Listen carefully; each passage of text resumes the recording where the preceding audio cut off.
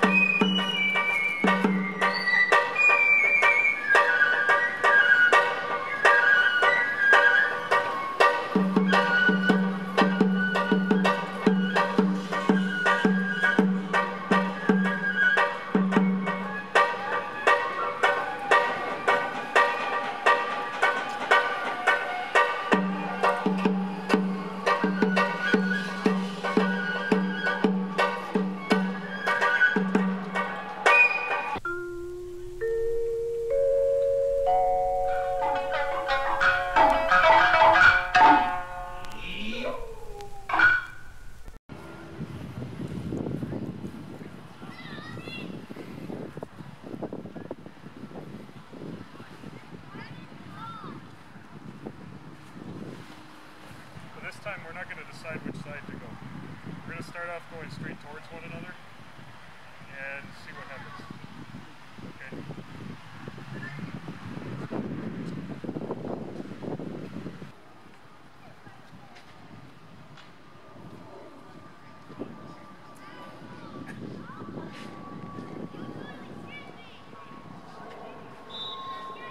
Okay, so how is this different? Anything? Decide at a certain point which way you're going to go, and then you look for feedback. Are they going to, Right. Because I know it's happened to probably everybody. Some happens often in crowded places where you can dance. Yep. Yeah, totally. It didn't happen. How about, did you guys notice that too? That kind of thing? There's a funny thing about that that little dance. One of the tricks to make sure it doesn't happen is don't look at them. You instead look where you're going, because there's a psychological thing that happens with people, whereas they'll look at your eyes to take a cue as to which way they should go. And so if they see you looking over there, they're gonna take that cue and pass. But if you're looking straight at them, then that's when that dance happens, because nobody knows which way to go. So if you're walking through a crowd and I personally in the past have had problems with that kind of thing, you just look where you're going instead of looking at the person, and that'll help prevent that from happening. Yeah, there's psychological things that happen in defending, like if you're punching at me, right, and I go like that, you see how that makes you hesitate? Just if I'm looking somewhere else when the attack is coming, it can change how the attack is delivered. And so there's like psychological tricks like that you can use sometimes. We're going to add an attack into this now. And so when you're doing it, really pay attention to your eyes and what you're looking at or not looking at, okay? So the way this is going to work is I'm walking up to James here. And when we get close enough, he's going to attack, okay? Just with a punch.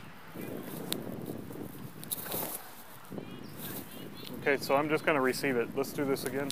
I forgot one part.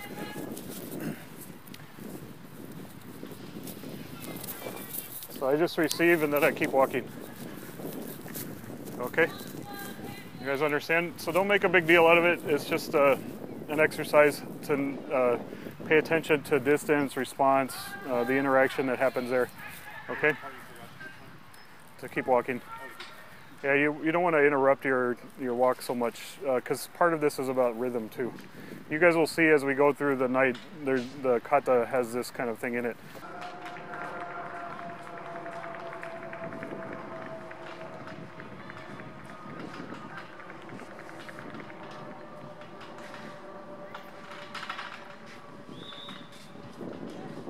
If I'm walking up to Robert, I'm in control over all of it, right? I'm in control over how big my steps are, right?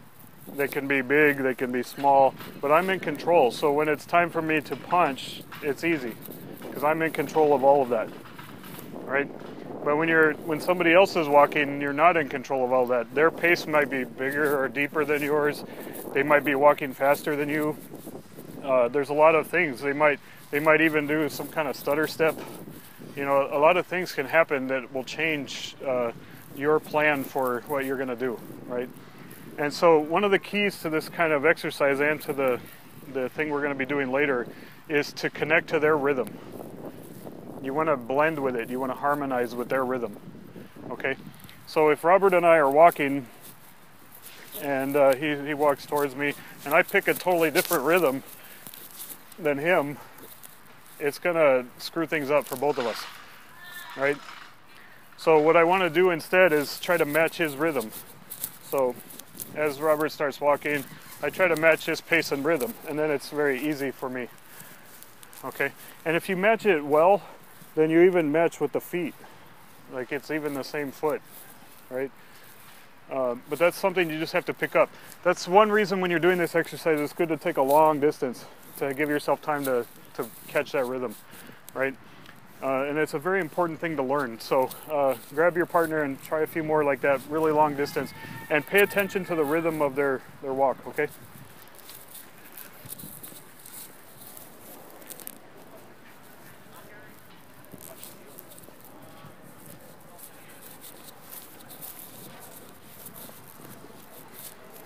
Yeah, you guys can still punch if you want, yeah. Actually, Robert's right, Jesse. I see it. You're doing a little stutter step before you punch. Hey guys, look at this attack for a second. So if I'm walking up to Michelle, you can just stand there. What you want to do is you want to have it come naturally out of your walk. Okay, so it's just an extension of my walk, right? So I'm walking here, and as I walk, my hand naturally swings with the step. Okay, so you don't want any kind of pause or change in your step, really. You just naturally out of your step, you're there. Okay, so this is basic Sanshin movement.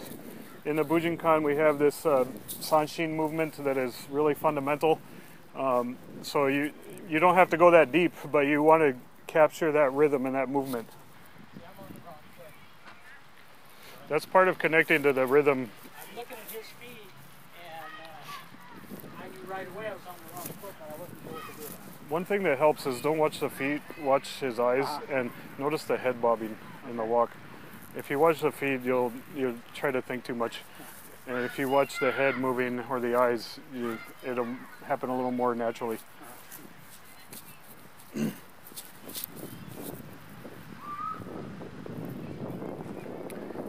Yeah, just try to notice his eyes, and there's always a little bob in the head when people walk.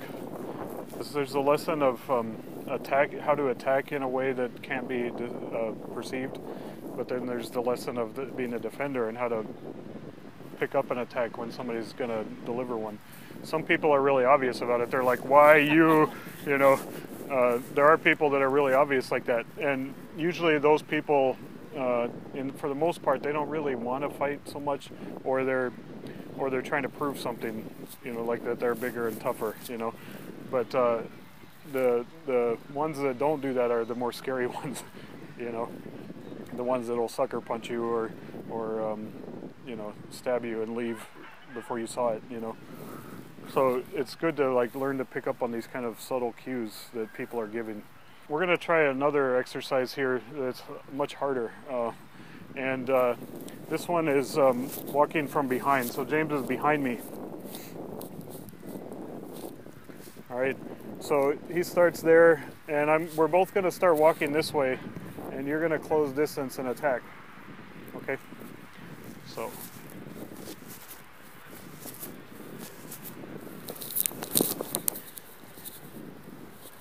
So you guys, I want you to do this kind of thing. When you start to feel the threat, take a nukemi. All right? One more time.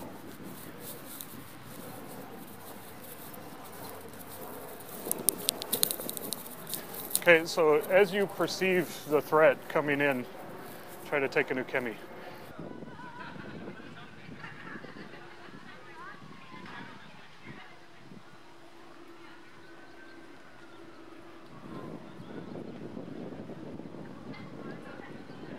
if you're just walking down the street normally, you're in a more natural state maybe. Like your mind might be busy, but you're not,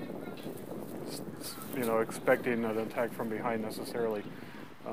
So the best thing to do in this kind of exercise is to sort of just empty your thoughts and just pay attention to the rhythm of your walking, right? And see what happens. If you get hit, it doesn't mean you failed, okay? This is just a drill.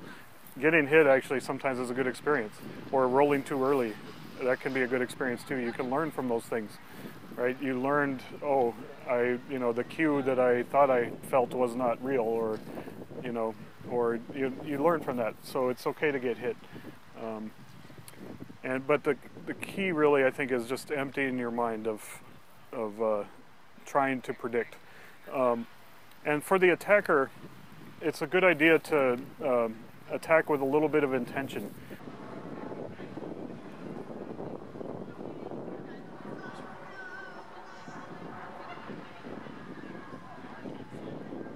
As the attacker, you want to project your intention. This is a skill in the Bujinkan, actually. Learning to attack from a distance with ki, it's a skill, okay? And this is how you start to develop it.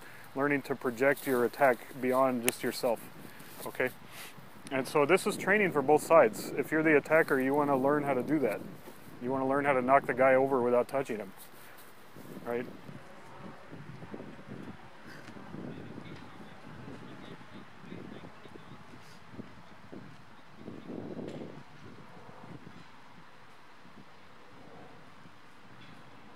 Hey guys, real quick, when we were doing the front walking here, remember that feeling I talked about where the space feels like it's closing in and then you pass them and it opens up again? That's the same kind of feeling from behind. So James is coming up to me here and I can feel the space closing in. Okay, it's that sensation you can feel when you know somebody's looking at you, or somebody comes into the room and you can feel it and you look. It's that same kind of feeling. So see if you can pick up on any of that, like just the change of the space, okay? Because it's there, you'll feel it,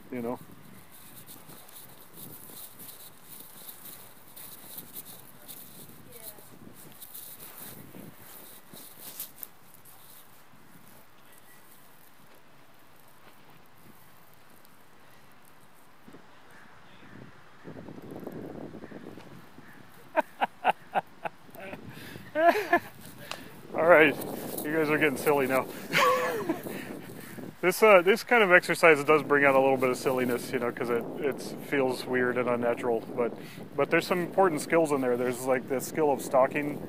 There's the skill of learning how to deliver intention, right? Which is ki. Learning how to strike with your spirit. Ki is a spirit strike. Yeah. There's the other side, which is being able to pick up on that or feel it, so that you can evade or defend. It's a lot. It gets pretty advanced.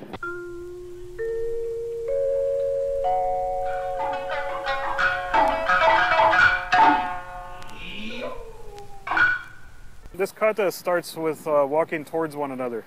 Okay, it's called Yuki Chigai.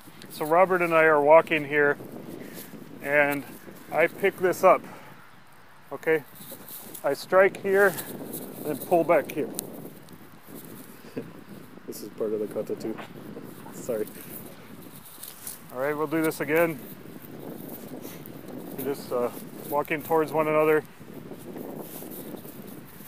So I pick this up here, strike when he looks, pull this back, drop him down.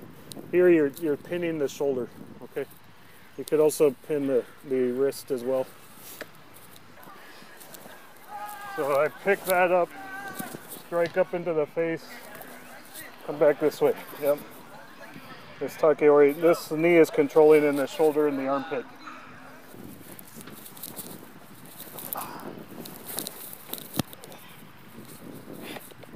And the first one we did is like this, right?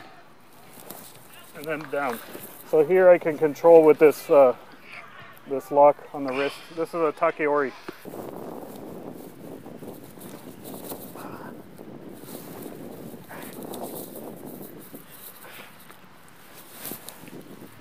There's There's a lot of little details in this, but that's the rough form of the kata. Yuki Chigai. Yeah, the name of the kata just means in passing. The kanji actually means like people on different journeys. So you're not going the same way, you're going different directions, right? So you're passing by. All right, try this out.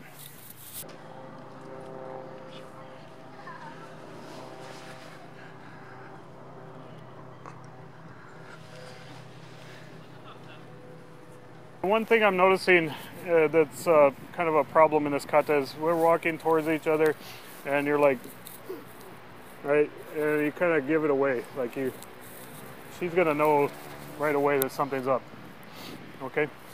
So instead, like we were doing earlier with those casual walk-bys each other, you wanna keep it casual and you wanna, in the rhythm of your walk, pick the hand up, okay? So I'm walking here and just with the swing of my arm and my leg, I pick this hand up, okay? More time. So it's just a natural pickup here. Okay, see how that, just in the, you can grab, but you want to do it with that kind of naturalness. Like, it's just with your arms naturally swing as you walk, so you want it to be with the swing of your arm, okay? So one more time. So just with the swing of my arm, I pick that up, okay? So if you do that with the right timing, she doesn't notice it till it's already picked up. I pick this up and his arm is stretched out here, okay? I don't want to stay facing this direction. Instead, because I pick this up, it naturally turns him towards me, right? So as it turns him towards me, I copy his stance, like this, okay? And then this hand swings to strike the armpit, okay? And it may also catch the face. But you see what it's done to his arm here, okay? This is a lock, right? One more time. So, see how I mirror him here? Okay, this is already locked up. Now I stretch it out to the back.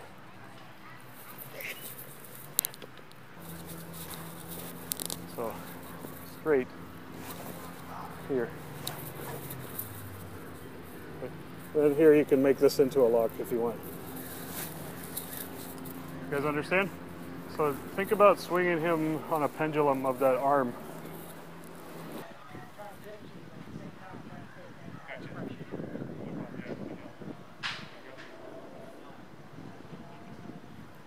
Hey Michelle, the way you got his hand is a little funny. So I'm picking the hand up this way. Okay. So when I bring it out here, see his hand, the position it's in? Yeah. His palm is facing away, right? So now when I turn back this way, see his arm? See, I should be able to lock the elbow right here. Okay. Yeah. So, walking. Okay. So see his hands facing away that way. So now the palm is up. So this could turn into a lock right here, right? We're not doing that because that's a different technique, but it's already locked, right? So think about picking it up like this way. Okay. So then as you step, it's like that.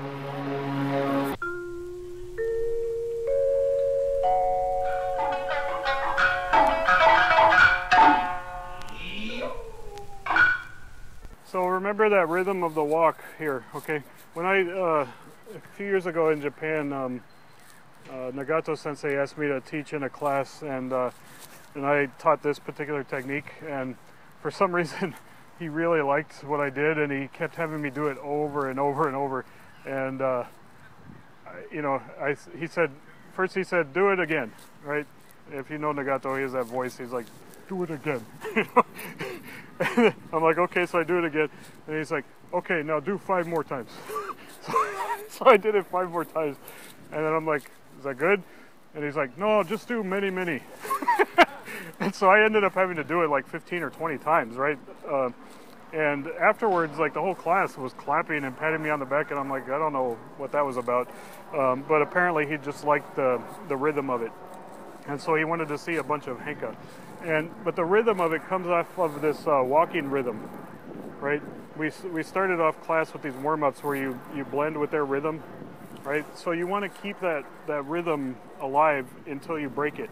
It's like you harmonize with a wine glass, and if the harmonics get the right pitch, it'll shatter, right?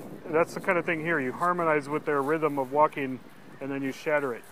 So if I'm walking with Jesse, right, I blend with his rhythm in a very natural way. So this feels like nothing to him. It just turns him here, okay? Now this motion, this comes back at the same rhythm as his walk. You see how that put him forward? And then I can turn it back there, okay? So try to catch that feeling, that rhythm of like their walk is timed with that. Right? One more, Jesse.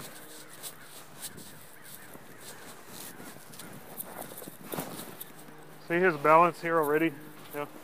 And it doesn't take any effort on my part because I connect to his rhythm, I'm blended with his rhythm, and then I break it when I'm ready. When the time is right for me, I can shatter that rhythm. Hey guys, I want to help you get this rhythm because the rhythm is really the key to this, okay? So I'm going to show one that I learned from Oguri Sensei many years ago before he died. So I'm walking with Robert here, and in this one, you're at the elbow. But you see Robert's position already, okay? Just because I captured his rhythm, his balance is already going the wrong direction for him. One time. So it's really soft here at the elbow. Okay, then you can strike with your own elbow here. So when I knock him over, it's not through strength. It's just through breaking his rhythm and his balance, okay? So by grabbing at the elbow like that, you're affecting the shoulder, right? And the shoulder then affects the spine, and that's how you get him to fall there. But you want to do it lightly because you don't want to try to latch onto the elbow with force, right? So if James and I are doing this, get the rhythm here. This elbow strike there, okay? So this time it's at the elbow, okay? And I strike underneath here.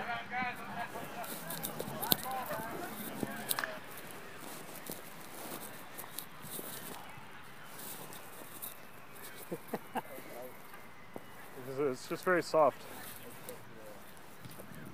Yeah, it doesn't have to be done with force, okay? That's what I want you guys to try to find, that ability to do it lightly like that, all right? So at the elbow, striking underneath, and the elbow back here, okay? So, just there at the elbow. So I'm not even really grabbing here so much as guiding his elbow, right?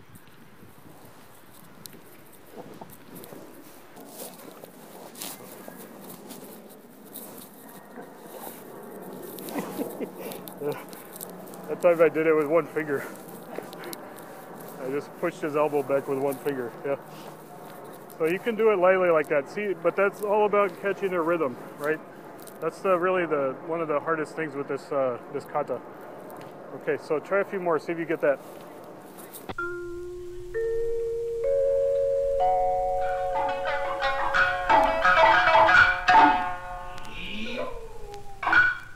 I match his rhythm here, and so then I attack the leg.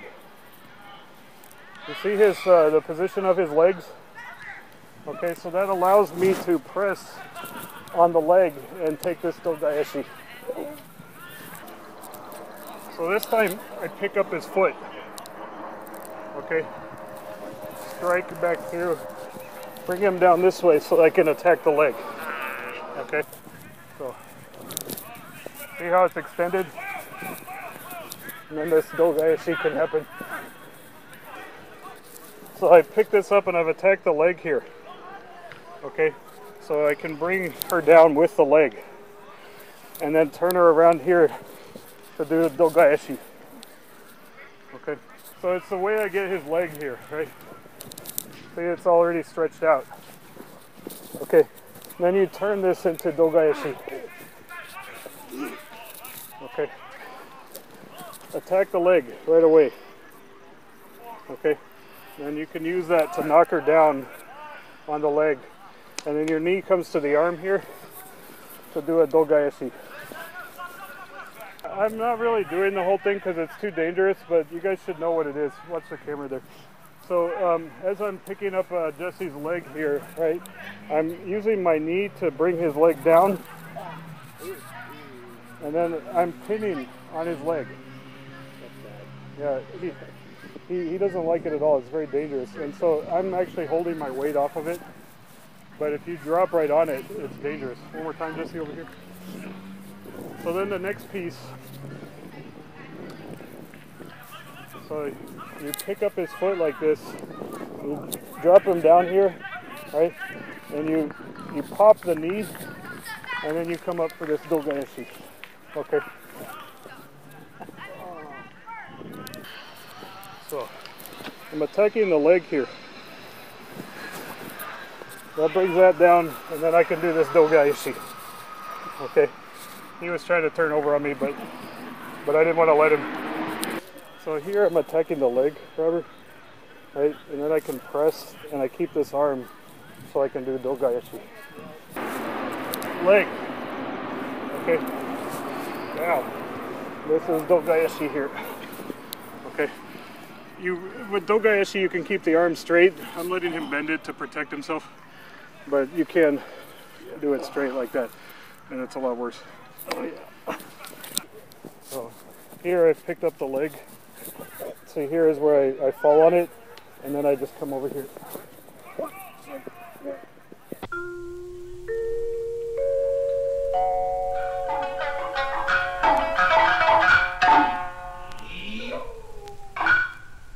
I'm walking up. I just pick up here, okay, with this rope. Right. As I come back to the other side, this is where I can make my loop. All right. And then I've got his head there. Okay. I pick up his hand and I just place that over. Okay. So now I've got this loop already to go there. Yeah. And his face and arm is tied up here. Okay.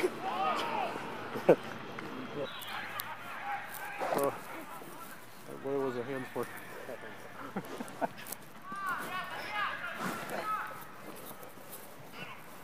So this is just coming out here. Again, you just jumped. So then as this comes back through, this is where I can pick that loop up. Okay. And then from here you can do your pins however you like. So you can place this over your own hand like this, right? It's pretty simple. So as you pick up his hand, then you can feed that across, okay, and strike. See how that's captured there? I got his leg.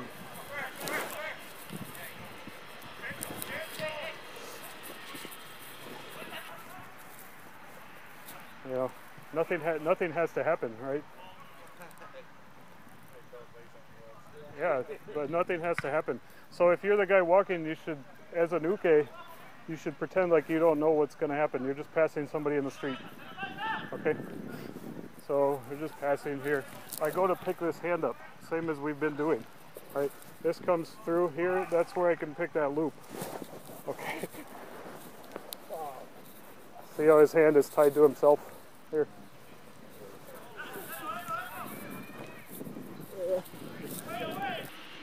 So as I grab your wrist here, it's that easy, yeah? Yeah. And then I can have something, yeah. This hand, if I have it just like this, right, and I'm walking by Jesse, we pick the hand up in the same way as before. And then the loop is here. Okay? This is where I can just pull that loop. Yeah. So, it tied on his arm there. And then you can continue with the feeling from the kata,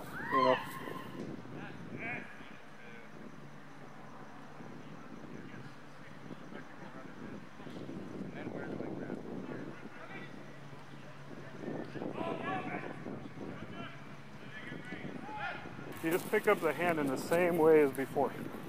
And then you see how the arm is caught there. See that? Okay. So James, both his arms are tied up and his neck here. Nice, Robert.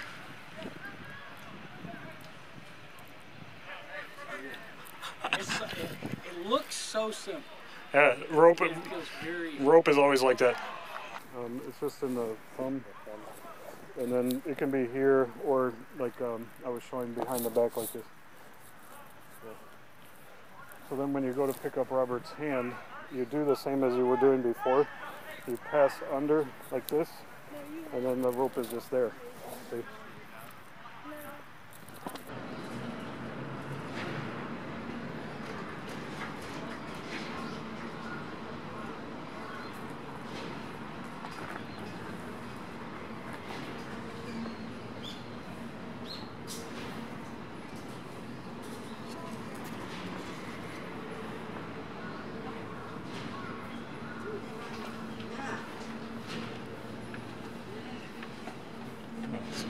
Can I take the sand?